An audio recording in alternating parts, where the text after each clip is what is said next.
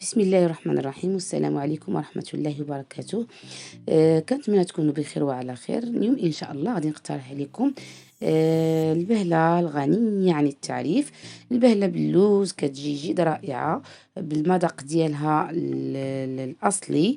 فكنتمنى أنكم تشاهدوا الفيديو من الأول حتى الآخر، ونخليكم مع المقادير. فبالنسبة للوصفة كنحتاجو كيلو ديال الدقيق يكون مغربل، 250 غرام من السنيدة، وجوج خمارات، جوج كؤوس ديال الزيت، اللوز على حسب المتوفر يكون محمر ومهرمش، والجنجلان عندنا كأس، عندنا 250 غرام من الزبدة الحيوانية، وهنا عندنا نصف ملعقة أو لا أقل من الخميرة الجافة، والقليل من السمن كيبقى اختياري، وقبصة من الملح. ندوزو نشوفو كيفية التحضير.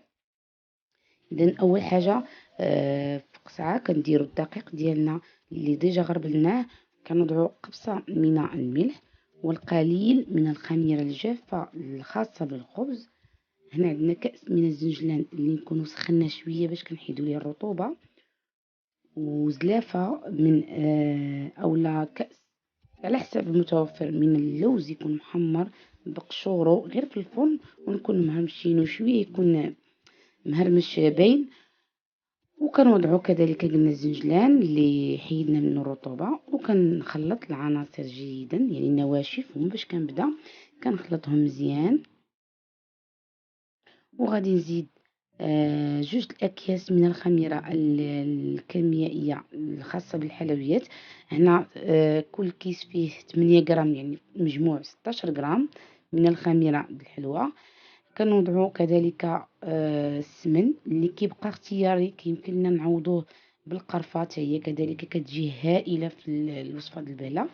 هنا وضعت 250 غرام أي رابعة ديال الزبدة اللي هي من أصل حيواني، كتجي رائعة. فيمكن لكم نتوما توضعوا أو تعوضوها بالمارغرين، ولكن الزبدة اللي ذات أصل حيواني فكتجي يعني كتجي الطيبة ديالها أحسن طبعا.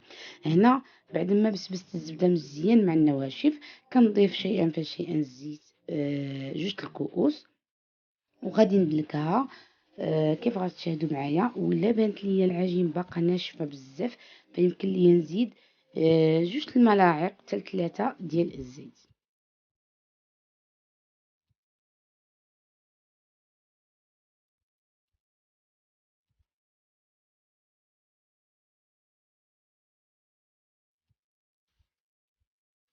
اذا هنايا زدت واحد القليل، واحد الكميه قليله من الزيت، وغندلك بيديا شويه.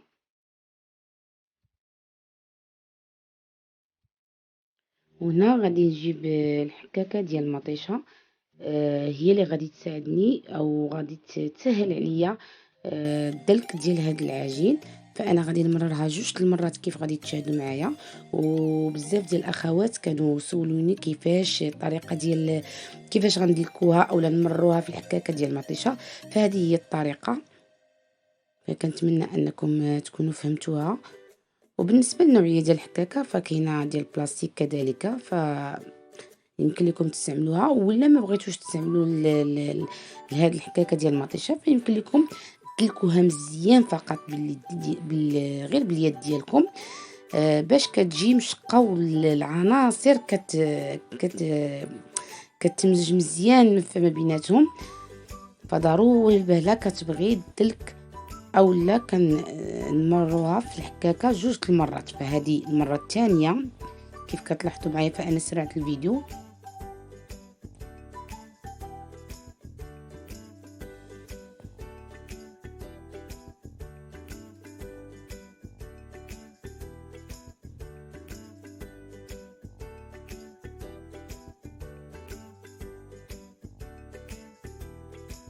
إذن هنا بعد ما كملت يعني دوزت جوج المرات العجين ديالي صافي، ما كنبقاش ندلكها، كنخليها على هذا القوام هذا. وغادي نجيب واحد البلاستيك غذائي غنغطيها، وغادي نجيب لاطا ديال البهله الخاصه بالبهله، كنمسحها بزيف يكون فيه قليل من الزيت.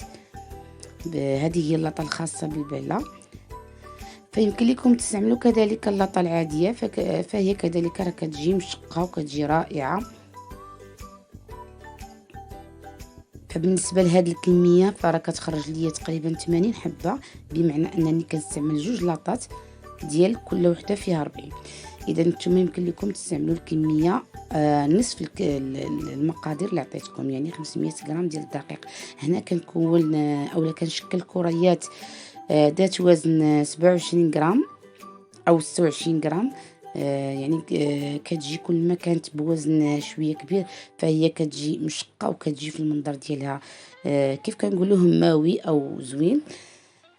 اذا بعد ما كنكون الكريه كيف كتشاهدوا معايا كنجمعها بيديا وكنضغط عليها بالكف اولا براحه اليد ديالي بهذا الشكل هذا، وكنوضعها في الوسط ديال الخاص بالبهله اللاطه.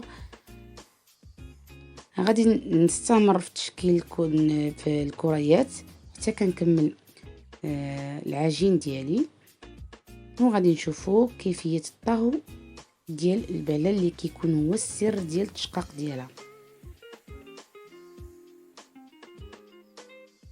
غادي نغطيها بالبلاستيك الغذائي وكنخليها ترتاح شويه فقط، وكنكون مشعل الفرن ديالي على درجه حراره 180. وملي كندخل الطاوه ديالي كنقص على الجهد ديال البوطه اكيد باش ما تحرقش ليا وكتشقق على خاطرها كيف ما لاحظتوا. في هذا الاثناء ملي كتشقق كنطلعها للفوق، وغادي ندخل انا طاوه ثانيه حتى هي تشقق وعلى حراره اللي هي تكون هادئه باش اللون ديالها يجي موحد كيف كتشاهدوا معايا. هذا هو الشكل النهائي ديالها، كتجي طيبه لا من الداخل ولا لا من برا وما كتحرقش ليا بتاتا لان الفرن كنت ناقصه عليه ملي دخلتها طيب. فكنتمنى ان الوصفه تكون مفهومه ونكون وصلت لكم جميع المعلومات باش تنجح معكم هذه الوصفه. الى عجبكم الفيديو فكنتمنى انكم ما تبخلوش عليا باللايكات ديالكم واكيد التعاليق ديالكم اللي كتهمني بزاف بزاف. وان شاء الله موعدنا غادي يتجدد مع وصفه جديده في فيديو جديد ان شاء الله. والى ذلك الحين القاكم بخير وعلى خير والى اللقاء.